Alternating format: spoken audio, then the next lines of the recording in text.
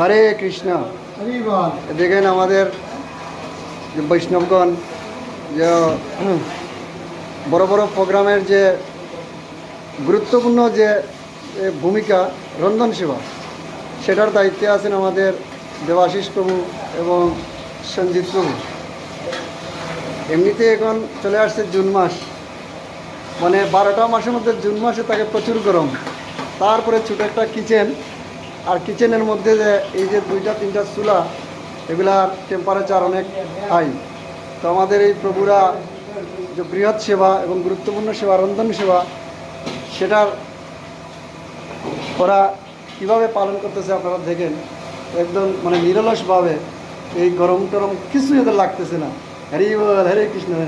প্রভু সবসময় হাস্যোজ্জ্বল, মানে হাস্যোজ্জ্বল সেবক। তারপরে আছেন আমাদের দেবাশিস প্রভু, ওরা হচ্ছেন রন্ধনের উস্তাদ।